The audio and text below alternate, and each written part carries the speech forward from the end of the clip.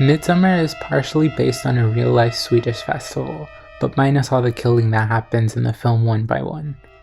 Midsommar is a great horror film, being that some aspects and issues of the film are relatable and realistic to the audience.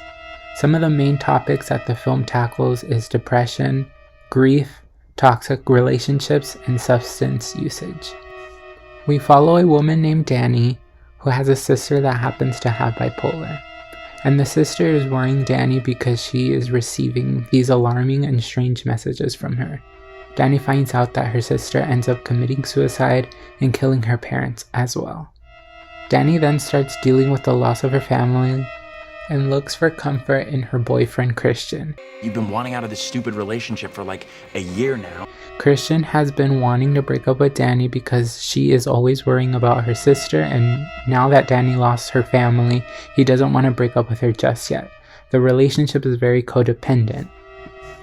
So throughout the film, we see how Danny deals with the grief of her family, as well as her starting to get depressed from the traumatic event in her life, as well as the rocky relationship Danny and Christian have and how it unfolds.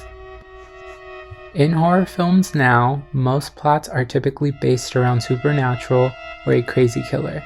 With Midsommar, all these things Danny is dealing with, the audience could relate to, adding more substance to a horror film.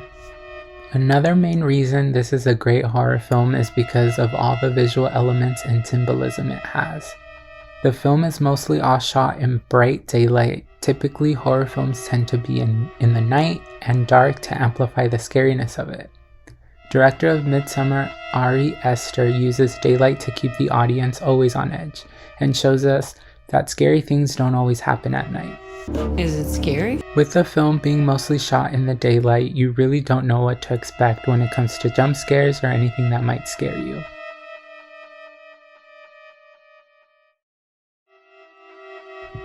In this film, the cinematography is amazing, the landscapes they have for the films are stunning. Another bonus to having this film shot in daylight is you can appreciate the cinematography of it. Most horror films don't focus much on the aspect of cinematography, rather they focus on how to scare the audience. In Midsommar, they use a lot of great imagery, symbolism, and foreshadowings in paintings throughout the film. To start off, in the beginning of the film, we can see how Danny's sister commits suicide. The image of Danny's sister is seen in some parts of the film. We first see it in the scene when Danny goes into a bathroom when she recently arrives at the village, and towards the end when she is crowned the May Queen.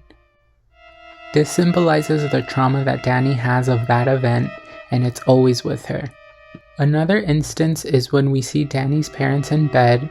They have a picture of Danny on their bedside table with flowers above it, indicating Danny will become the May Queen later on in the film. For some of the paintings, as well in the beginning of the film, it foreshadows everything that's going to happen. And towards the middle of the film, we can see a painting story of what's going to happen next with the love potion. These images might not be noticed right away, or people might not pay attention to them, having that these scenes happen fast and short. Overall, Midsommar is a great horror film and definitely one of a kind. Every time you see the film, you can notice something new that you haven't noticed before with all the Easter eggs they have with their imagery. This film is definitely not a typical horror film, but it is defining a new wave of the genre with more substance and making the audience have a double take with what they think the film is about, but then having another perspective of it.